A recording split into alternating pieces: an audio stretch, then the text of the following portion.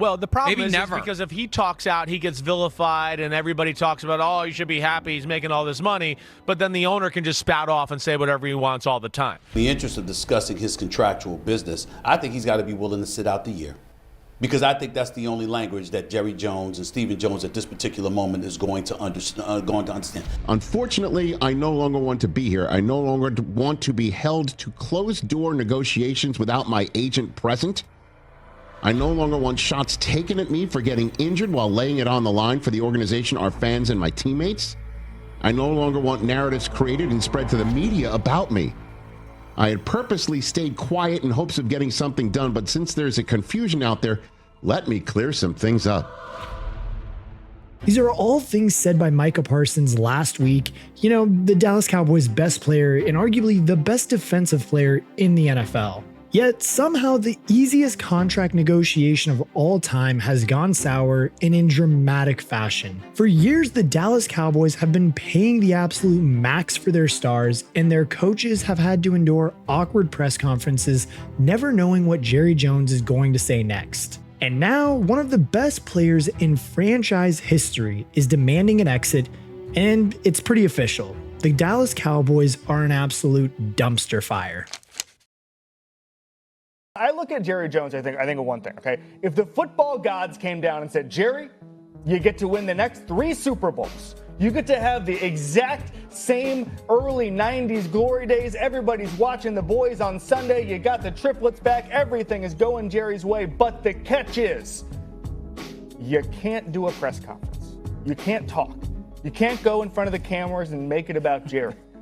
He looks at the football gods and he says, no deal. And well, hats off to you, Kevin Clark, because truthfully, I probably couldn't have said it better myself. And don't get me wrong either, because there have been some undeniably incredible moments over the recent years for the Dallas Cowboys, but there's also an undeniable just kind of argument to be made that the owner and general manager of this team does not have the best interest for the Dallas Cowboys, at least from a Super Bowl winning perspective. From a monetary value perspective, Jerry has been a superb general manager. Here in the Cowboys, an estimated valuation of $10.1 billion, which is $1.3 billion more than the Golden State Warriors in second place. And yes, that stat is all cool and everything, but you don't get a Super Bowl trophy for being just the highest or most wealthy team ever to be established. And it's not like we haven't seen this before either. Around this time last year, Jerry Jones was winding up his superstar wide receiver, and he had his star quarterback telling the media that he no longer pays attention to what Jerry Jones says. Those comments came as part of a predictably and unnecessary long contract negotiations, which ultimately ended as we all knew they would, with the Dallas Cowboys paying absolute top dollar for both of those players. And yes, since then, CeeDee Lamb has been taken over as the league's top paid wideout, but it's noticeable that Dak Prescott remains comfortably the highest paid quarterback in the NFL at $60 million per year. That's $5 million more per year than Joe Burrow, $8 million more than Lamar Jackson, and most notably $5 million more than Josh Allen, who got paid this offseason well after Dak. And that's pretty crazy too, because typically you see the latest paid quarterback take the top spot, so it is noticeable that the reigning MVP still came in $5 million under what Dallas is paying Dak Prescott. It's also noticeable that Prescott is the only quarterback among the 6 highest paid to be over 30 years old at 32. Now it's Micah Parsons' turn to be on the receiving end of these disjointed contract negotiations. And is it good for the team? No. But is it good for Jerry Jones? Yes. If anybody is thinking that we have more said about us or more visibility, if they're saying that, that's exactly what I try to do. And I do want to keep them talking about the Cowboys, and have from the day I got here. And so, again, I'm smiling and I'm saying it with all the positive in the world. If we've got them talking about us, we're doing our job. And truthfully, that just sums it up perfectly. Jerry Jones doesn't think about what's best for his team's chances to win a Super Bowl. He thinks about doing whatever it takes to keep his team in the news cycle and what will keep him at the center of everybody's attention. And it's crazy too, because you just have to look at the Cowboys' rivals in the Philadelphia Eagles to properly see how a team should be ran from a general manager and owner standpoint. Howie Roseman inked his wide receivers to new deals in 2024, not letting the situation get anywhere near toxic. He locked in A.J. Brown at $32 million a year and Devonta Smith at $25 million per year. He got it in early and got reasonable team-friendly deals for two elite playmakers who promptly helped the Eagles win a Super Bowl. Meanwhile, Jerry is prolonging things as much as possible, paying the maximum, and in this case of Micah Parsons, alienating his top players. Just because we sign him doesn't mean we're going to have him. He was hurt 6 games last year. Seriously. We've signed, I remember signing a player for the highest paid at the position in the league, and he got knocked out 2/3 of the year. Dak Prescott. So there's a lot of things you can think about when you, just as the player does, when you're thinking about committing and guaranteeing money. And it's crazy too, because truthfully, Jerry, it's not that hard to think about. And that's a crazy thing to say too, because if it's the probability or likelihood of them getting injured again that's making you scared of re-signing them or trying to sign them sooner, then truthfully, you're never going to sign anybody ever again. Like Micah Parsons was the Defensive Rookie of the Year, has earned 2 first-team and 1 second-team All-Pro nods, and 4 Pro Bowls. He's averaging 13 sacks per season and has tallied 9 forced fumbles and 63 tackles for loss over his first 4 seasons in the NFL. He's what we call a game wrecker. He's exactly what every team wants on their roster, and he should be the easiest of players to negotiate with. Furthermore, without Parsons, the Cowboys' edge room is led by 31-year-old Dante Fowler Jr., who has only 3 more career sacks than Parsons in 5 more seasons. Then if we look deeper in this room too, it's Sam Williams who's coming off of an ACL tear, Marshawn Neeland, and then a rookie defensive edge rusher.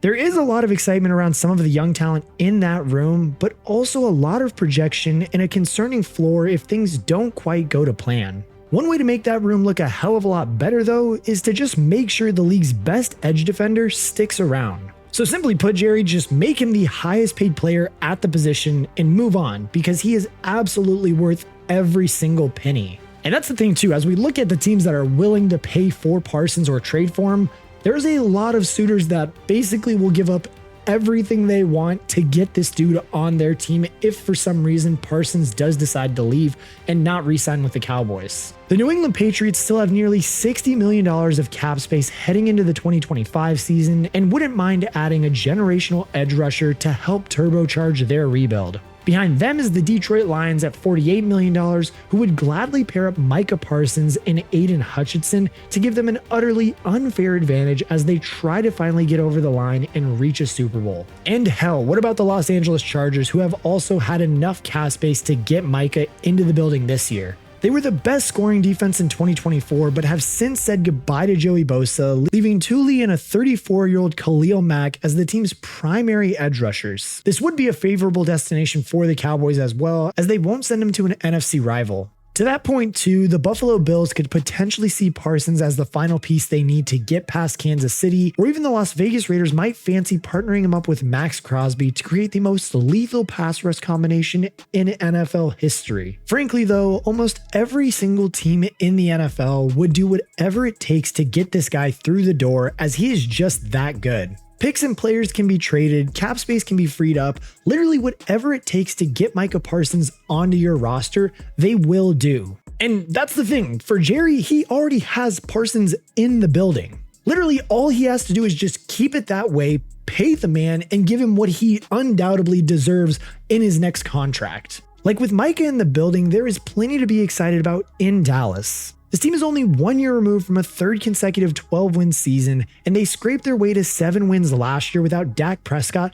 for half of the season, actually managing to win more games without him. There are good players here, and some of the offseason additions are truly very exciting. So why would he go on and ruin it all by having this messy Micah Parsons saga hanging over everything and risk pushing him away to another team? Like the last time Dak Prescott was healthy, he threw for 4,516 yards and a league-leading 36 touchdowns, earning a career-high passer rating of 105.9. Now he has George Pickens to aim at alongside CeeDee Lamb and Jake Ferguson. And with a new head coach in Brian Schottenheimer understanding Dak's strengths perfectly, everything points to this being a quality year for the offense, even if there are question marks at the running back still. Defensively, they have been making great moves too, locking up certain players for $20 million per year, while also bringing in Solomon Thomas and Dante Fowler Jr. as a solid depth piece, with talent in the secondary as well in the form of Trayvon Diggs, Deron Bland, and Malik Hooker. There's plenty of reason to believe that this defense could be a handful, especially considering who has come in as defensive coordinator.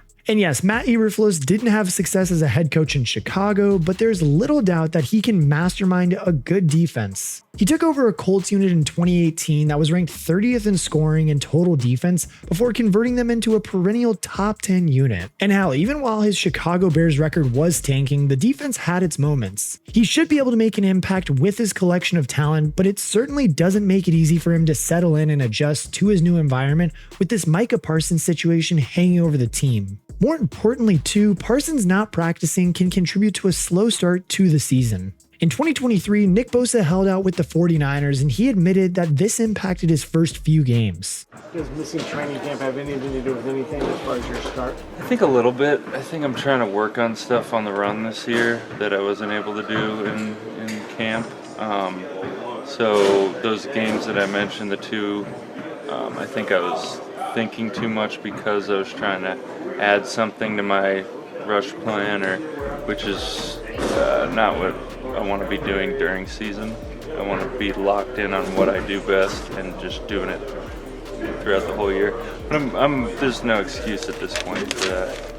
Bosa had just one sack across his first 4 games of the 2023 season before getting up to speed and posting 9.5 sacks over his next 10 games. For Dallas, who will face an uphill battle in the division against the likes of Philly and Washington, every single win is important, and having Micah ready and raring to go in week 1 is crucial. Like hell, just ask Cincinnati, who missed out on the playoffs in 2024 due to a miserable 1-4 start before going on to have arguably the most dangerous offense in the NFL. Like with that example too, early losses in the season can be absolutely catastrophic, especially if you start 1-4. So getting Micah signed and just on the field as soon as possible is a priority for the Cowboys. And that's the thing too, whether or not it happens, who knows? It really is hard to imagine the Cowboys actually trading Micah Parsons. But then again, for Jerry Jones, this is kind of what he lives for. Because now, with all of this drama, the Dallas Cowboys are front and center, reporters are desperate for answers, and Jerry holds all the power. The right thing to do for Dallas would have been to sign this guy months ago, but Jones just can't help himself. And as we already said too, Jerry Jones is just known for prolonging all these contract negotiations. In 2024, he waited too long, then paid more than he needed to for CeeDee Lamb and Dak Prescott, and as a result, he said he didn't have enough money to bring in Derrick Henry, despite previously telling us all that his Dallas Cowboys were all in. The Cowboys could have done a ton of damage too with getting a stud like Henry, who ended up signing with Baltimore for an average of $8 million per year. And that's the thing too, if he had gotten CD and Dak signed early and on a slightly more reasonable deal, he could have used those savings on Henry or another running back rather than watching Rico Dowd and Ezekiel Elliott limp their way to 4 yards per carry, which was the 3rd worst average in the NFL. Like, do you see what I mean here? It just seems that decisions in Dallas aren't really made with their end goal of being a Super Bowl. The drama and attention that Jerry Jones loves to put himself in the middle of overshadows the priority of winning football games, and the Dallas Cowboys players and fans miss out as a result. And then on top of that too, when things go wary, the owner of America's team doesn't like to receive any of the blame. Jerry, I think the counter back when you said, where are you going to get the players? You can't get them this week is, and you're aware of all the off-season topics. Yeah, but what is your counter? What is your damn counter? My counter I is... really want to know where you would go get it. Now, don't tell me about should gotten a guy in the off season. Why not? This isn't a damn word argument just because I'm not arguing with you. Well, my job is to ask why. A job, or I'll get somebody else to ask these questions, man. Jerry, we're trying to figure out why the team is. I'm not kidding you. I'm not kidding you. You're not going to figure out what the team is doing right or wrong. If you are, or any 5 or 10 like you, you need to come to this meeting I'm going to today. There are 32 teams here. You're geniuses. And yes, you heard that clip right. The team was 3-3 at the time and fresh off of a 47-9 humiliation by the Detroit Lions, but Jerry wasn't up for taking any of the blame. The bottom line is that this man who inherited a spectacular Dallas Cowboys team enjoyed success early with what he inherited and has slowly destroyed any chance of this team being a legitimate contender ever since. Since the year 2000, this team has only made it back for consecutive playoff appearances 3 times. Jones has regularly pissed off players, mishandled contract negotiations, and failed to capitalize on free agent opportunities, and contributed a fair bit of controversy too. And I think it's official now too. With him at the helm, the Dallas Cowboys are an absolute dumpster fire. Ladies and gentlemen, we are back for overtime. Sorry, I took a little bit of a hiatus. I've been traveling, went to Chicago last week, as you guys saw in the post, went to Bear Stadium, Soldier Field, was amazing. And then before that, me and my girlfriend, my fiance now, I should say, proposed to her in California. So we were there for the week, 2 weeks before that. So it's been a crazy month in the month of July, but now we are in August. And ladies and gentlemen, football's back. Hopefully that didn't rip your ears out, but I'm so excited. We are about to hit the ground running. End of this month, I think we should be bumping it back up to 5 or 6 videos just to give you guys a little bit of an update. But more importantly, we need to talk about the Dallas Cowboys and their situation. We got a Terry McLaurin video coming out. Again, I'm a little late on that because, you know, your boy's been doing some other stuff, but we got to talk about the Dallas Cowboys because Micah Parsons it seems he's a little bit more pissed off than how Dak and CD were. You know, we never really got a trade request or anything like that from CD or Dak when they were trying to fight for their contracts. But now with Micah Parsons, your boy is standing on business, and it's not clocking to Jerry Jones right now. It's not clocking to Jerry.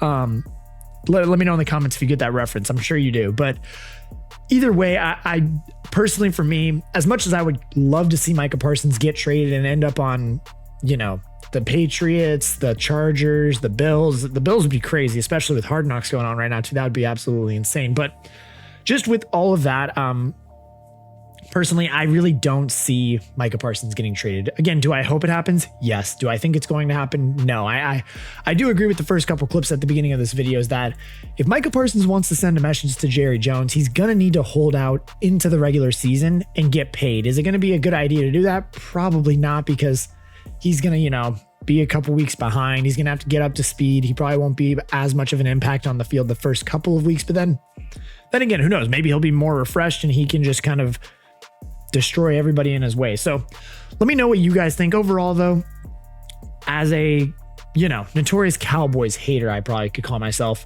I'm looking at this team offensively. They look very scary. They look very good. Outside of the running back position, their offense looks very frightening. You got George Pickens. Dak Prescott, when he's healthy, is going to put up like 4.5K yards throwing. I mean, again, you got George Pickens, CeeDee Lamb, Jake Ferguson to throw to.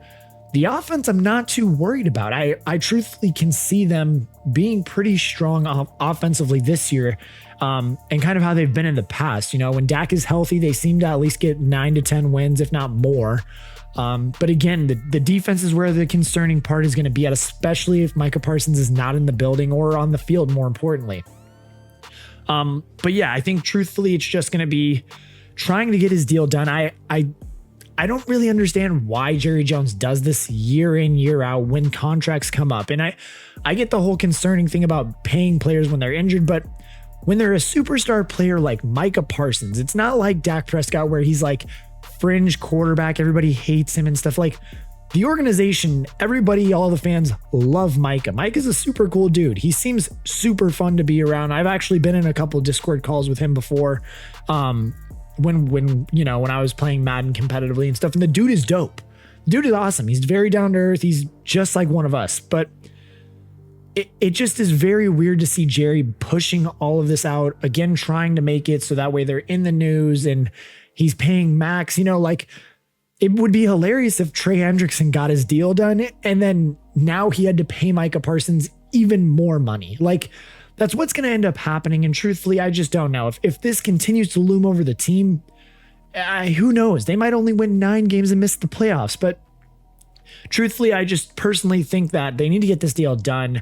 Micah Parsons is by far the best defensive player in the NFL, bar none. And if you don't think that, then you might just be a non-ball knower. But Other than that, I just wanted to update you guys with everything that's been going on. Again, we are going to be jumping the uploads back up to 5 to 6 a week towards the end of this month. We have preseason football we're going to be talking about. We've got We've got Washington Commanders video coming out next week about Terry McLaurin. We've got a Buccaneers video.